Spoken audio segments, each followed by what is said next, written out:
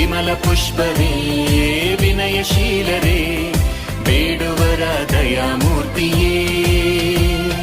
ಸಂತರೇ ಸ್ತುತ್ಯರೇ ಅಂತೋಣಿಯವರೇ, ನಮಗಾಗಿ ಪ್ರಾರ್ಥಿಸಿರಿ, ವರಗಳ ಪಾಲಿಸಿರಿ.